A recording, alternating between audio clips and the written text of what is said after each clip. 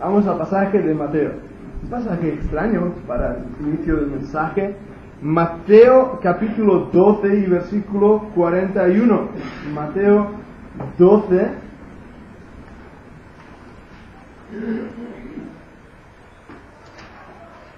Mateo 12 y versículo 41.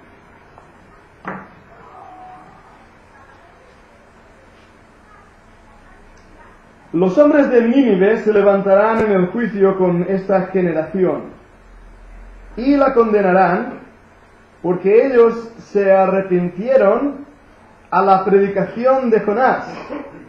He aquí, más que Jonás, en este lugar. Durante varios domingos hemos estado hablando de los dones que el Señor ha repartido a su iglesia.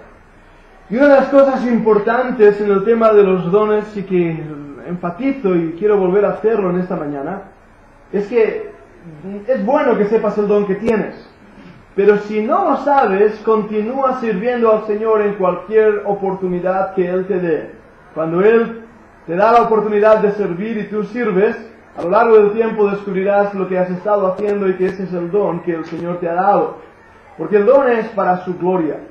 Hemos estado hablando de varios dones prácticos para la iglesia, dones de servicio, dones de administración, de presidencia.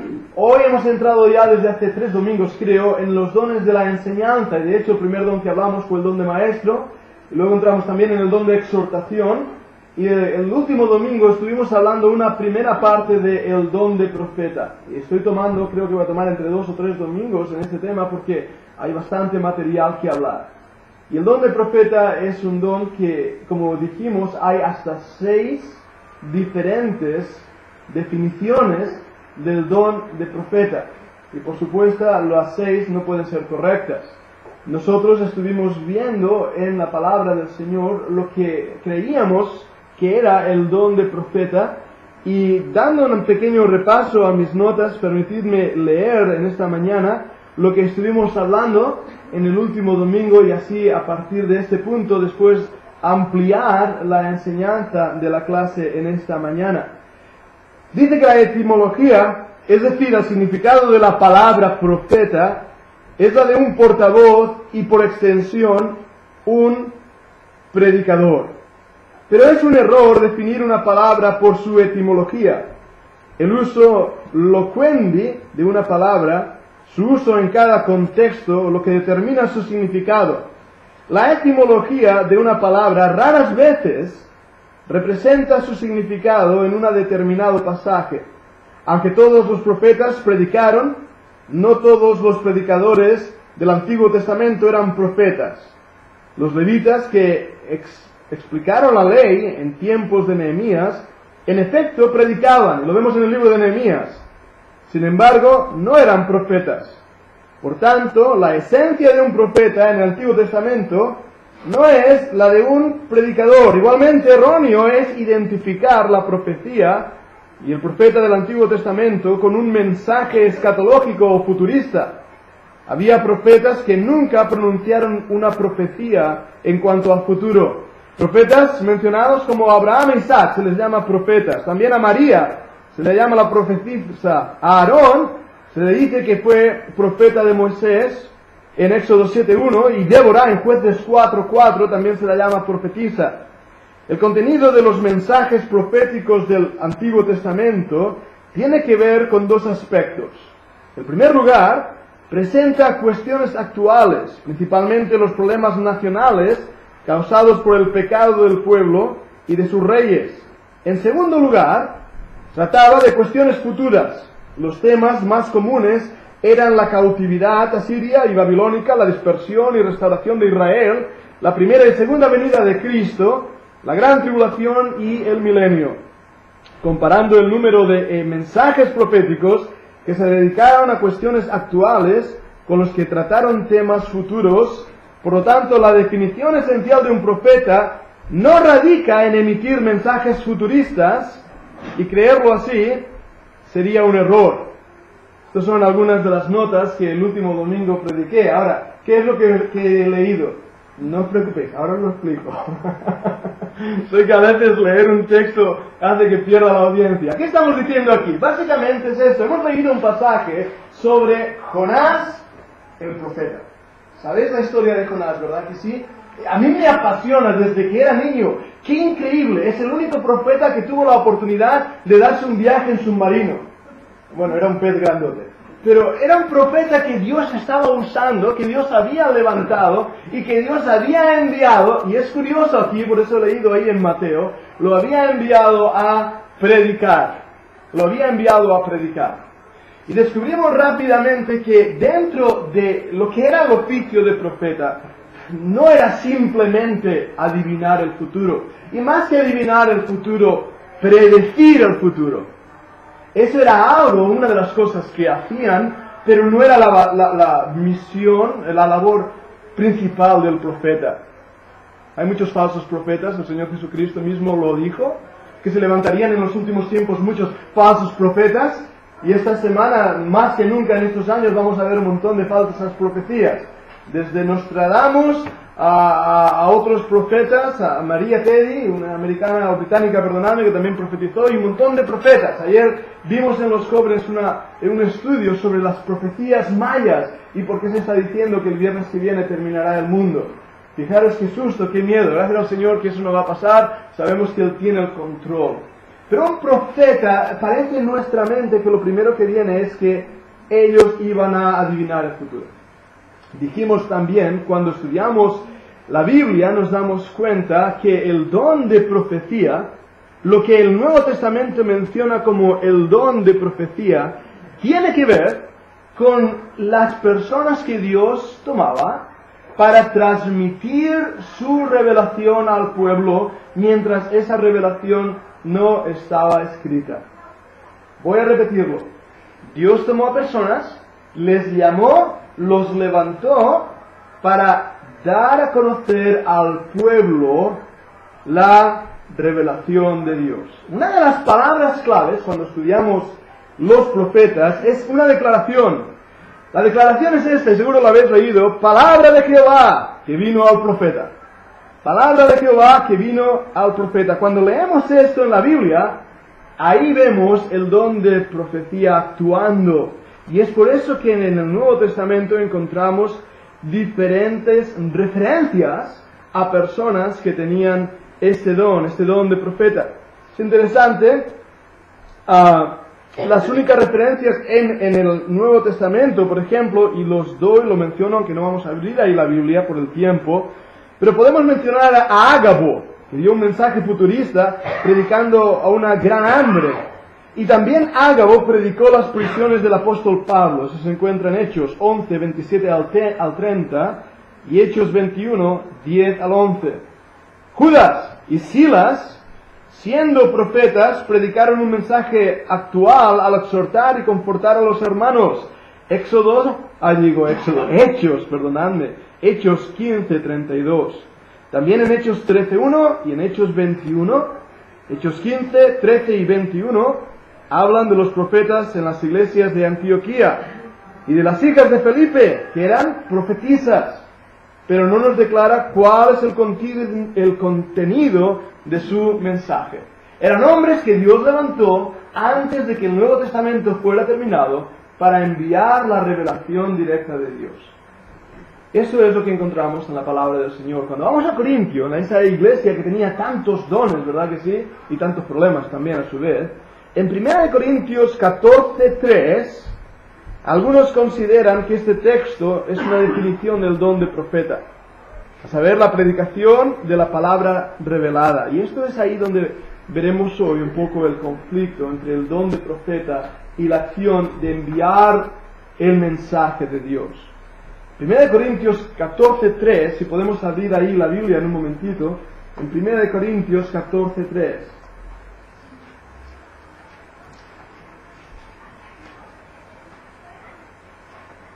1 Corintios 14 y versículo 3,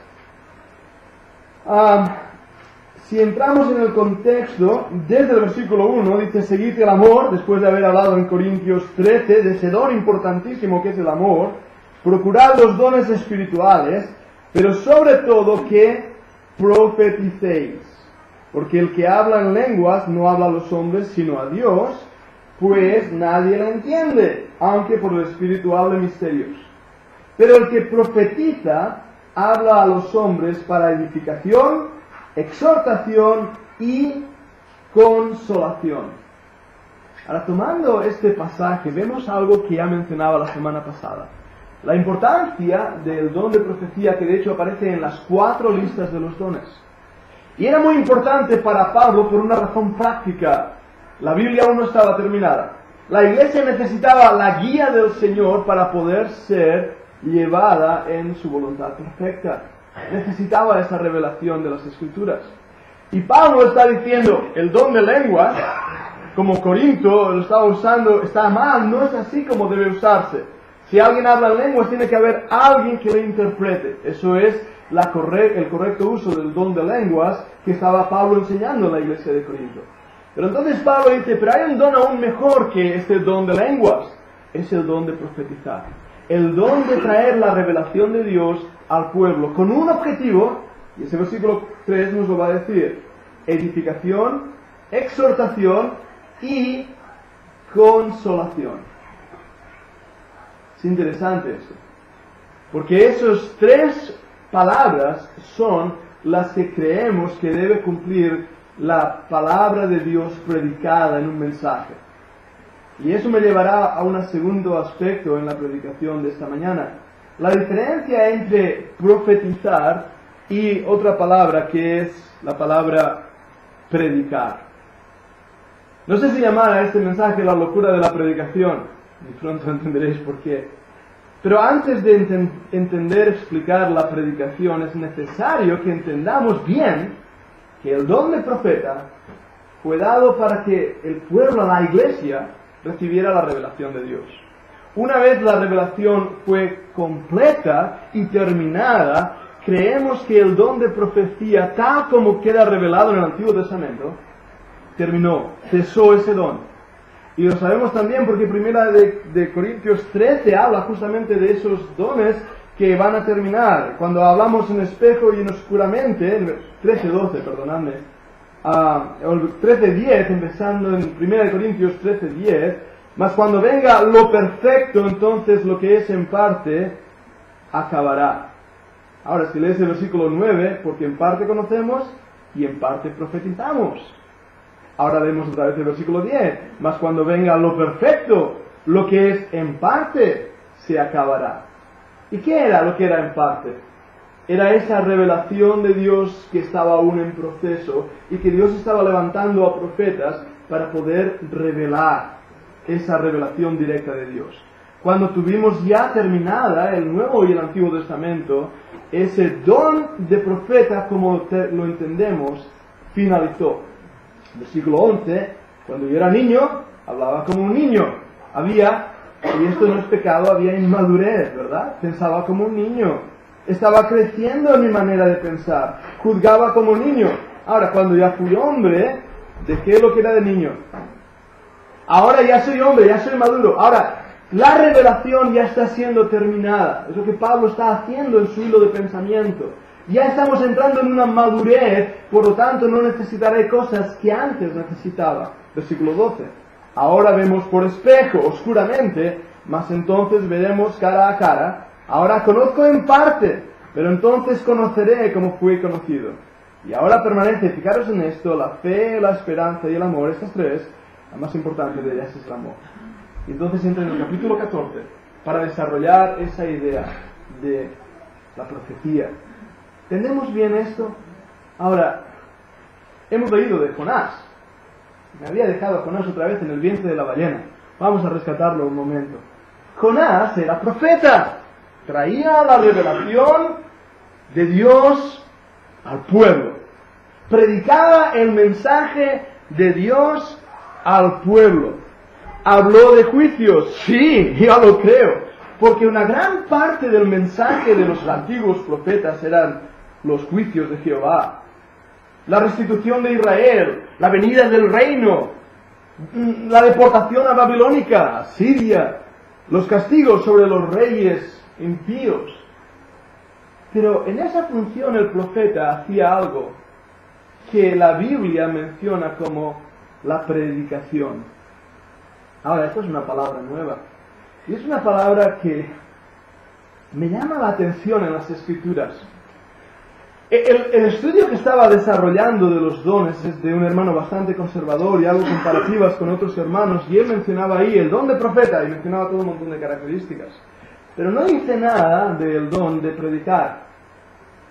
Ahora, la Biblia menciona, sí, menciona a profetas y el don de profetas, a maestros y el don de maestros. No encuentro en ningún sitio lo que llamamos el don de predicar. Pero algunos hermanos muy conservadores creen que no todos los dones están listados en las listas que aparecen en la Biblia. Hay 4 listas diferentes. Algunos de esas listas concuerdan y otras no. Hay dones mencionados en una lista que no aparecen en la otra lista. Algunos no hemos hablado, por ejemplo, de la palabra de sabiduría, de discernimiento. Hemos hablado de exhortación, pero aquí en Corintios 14 dice que la profecía tiene un objetivo también, que es la edificación de la iglesia.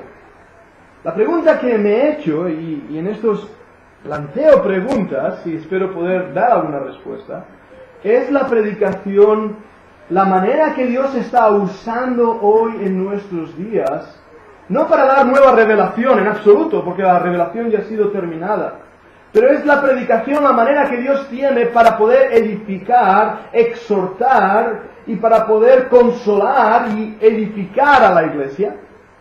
¿Entendéis la pregunta? ¿Es realmente la predicación, el predicador, algo establecido y mostrado en la Biblia como algo que Dios hace para el bien de la iglesia? De la misma manera que levantó a profetas, ¿puede Dios levantar a predicadores? ¿Y puede Dios dar a esos hombres la característica, la capacidad, la habilidad de administrar la revelación ya dada para poder ser de bendición a la iglesia? Estas son algunas preguntas que me he hecho. Metodología de estudio: cuando tengas una pregunta, busca respuestas. Generalmente no lo sabemos todo, a veces yo no sé ni dónde dejo mi cabeza, así que tengo que buscar quién da respuestas, y las mejores respuestas se encuentran en la Biblia. He apuntado varios versículos, los mencionaré, no hace falta que lo busquéis, así ganamos tiempo en esta mañana, ¿de acuerdo? Pero lo primero que voy a hacer es definir una palabra extraña, porque dice que los hombres de Nínive se levantarán en el juicio, que esta generación la condenarán porque ellos se arrepintieron ¿a qué? A la predicación de Jonás. No a la profecía de Jonás, ¿habéis dado cuenta de esto? Sino a la predicación, ¿qué quiere decir predicación? Empecemos por ahí. Busco en mi diccionario, esta vez era en inglés, no era la RAE, la Real Academia Española, pero dice que preaching, es decir, predicación, es el acto de exhortar. Fijaros en esto, qué definición me da un conservador. Exhortar, profetizar, reprobar y enseñar. Eso es la predicación. Salomón, en la Biblia, se le llama el predicador. Noé, es llamado en 2 de Pedro pregonero de justicia. Y la palabra es predicador de justicia. También es interesante que Moisés, aunque era tardo en palabra, es reconocido como predicador. También es interesante notar el mensaje de esos predicadores que tienen que ver con arrepentimiento, como el sujeto de Juan el Bautista, que predicó del arrepentimiento. También el tema, de la predicación de Cristo, cuál fue el arrepentimiento. No siempre estos predicadores predicaban de pie, algunas veces lo hacían sentados. De hecho, tengo entendido que cuando los profesores en Oxford se sentaban, cuando daban una clase tenían una especie de tarima simplemente para estar de una manera práctica, que todos los alumnos lo vieran. No había otro objetivo, igual que en esta tarima, en esta plataforma, no hay otro objetivo que penséis que yo soy más alto que los demás. No es ese el objetivo, ¿de acuerdo? Simplemente para que todos nos vean. Pero ¿sabéis lo que hacían los profesores en Oxford? Cuando llegaba a un momento donde el estudiante ya había entendido bien la materia, se sentaban. Y eso quería decir que ahora estaban a la misma altura que el estudiante. ¿Qué detalle de parte de esos profesores? Lo mismo hacía el Señor Jesucristo entrando a la sinagoga, se sentaba y hablaba con las personas. Es interesante también como la predicación de Jonás, de Pedro y los apóstoles, de Felipe en Hechos 8 y de Pablo en Hechos 9, tiene que ver con ese arrepentimiento y que fue un mensaje efectivo. Y, amados míos, eso me encanta cuando pensamos que la predicación es efectiva. Yo creo de verdad, y lo creo sinceramente, que cuando un hombre de Dios se levanta para predicar la palabra de Dios, el mensaje va a terminar siendo efectivo, siendo muy efectivo. Por eso creo en la predicación como una manera de llegar a los corazones de las personas. De hecho, la palabra en griego es la palabra kerygma, cuyo significado, me dice el diccionario, es proclamar como un heraldo, en una manera pública, la proclamación del mensaje de Dios. Eso es lo que quiere decir predicar, kerygma. Es de una manera pública, como heraldo, enviar el mensaje que Dios ha dado. No una nueva revelación, sino el mensaje. Pero hay cosas más interesantes.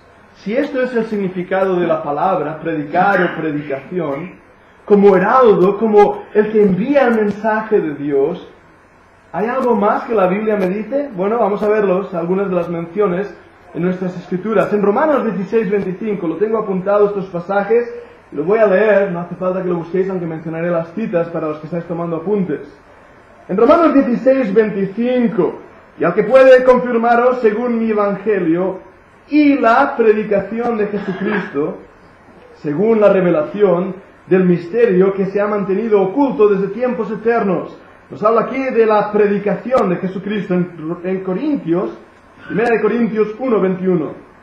Pues ya que en la sabiduría de Dios el mundo no conoció a Dios mediante la sabiduría, agradó a Dios salvar a los creyentes. ¿Por qué? Por la locura de la predicación. La locura de kerygma, de la pública proclamación del mensaje de Dios.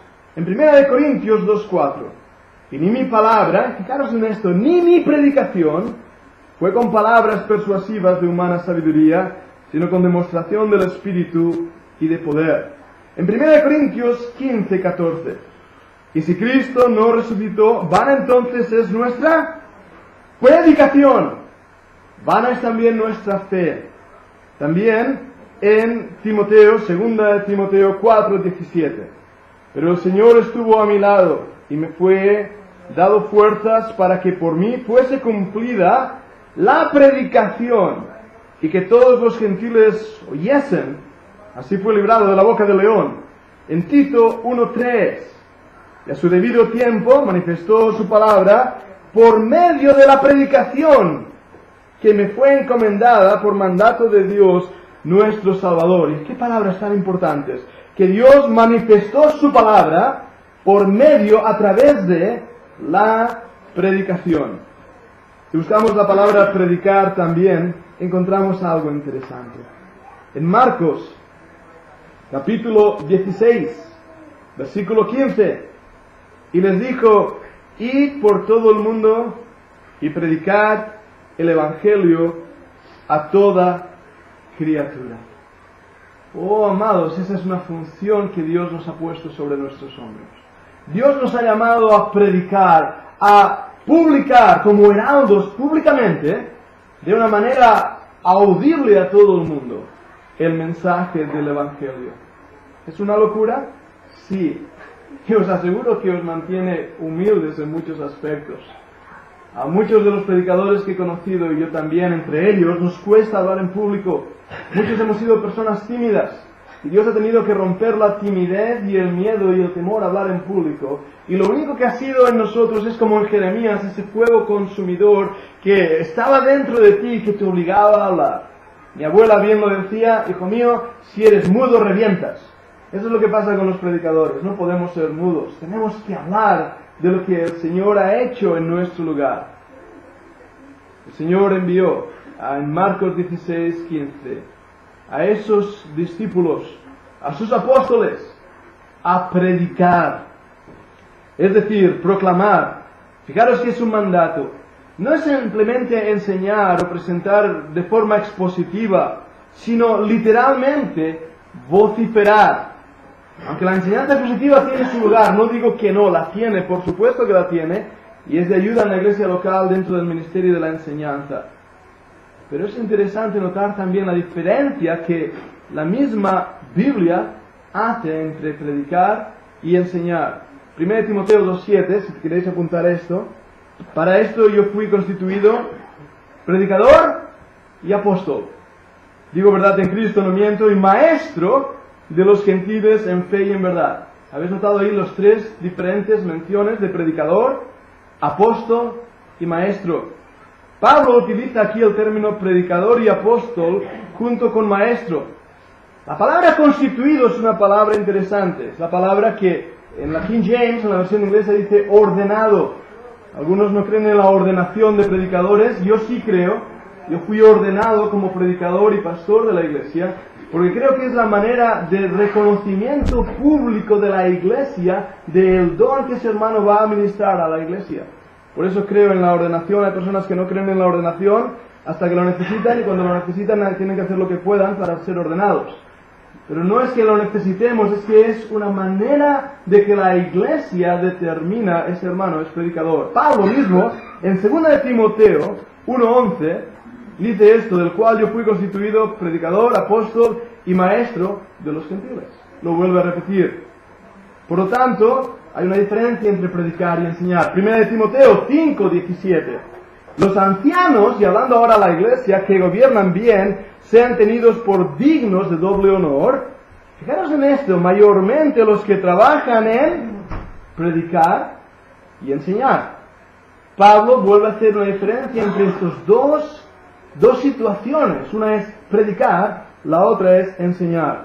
En Hechos 5:42, todos los días en el templo y por las casas, no cesaban de enseñar y predicar a Jesucristo. Y por último, en Marcos 3:14, estableció a 12 para que estuviesen con él y para enviarlos a predicar. Amados, la predicación del Evangelio es locura para aquellos que no creen, pero para nosotros es una bendición de Dios. Y qué gran responsabilidad tenemos los predicadores de traer a la iglesia, a la congregación, comida fresca. Me vais a entender bien las mamás, ¿verdad? Cuando tomáis el Tupperware, y lo recalentáis en el microondas, está muy bueno las sobras, siempre me han gustado las sobras.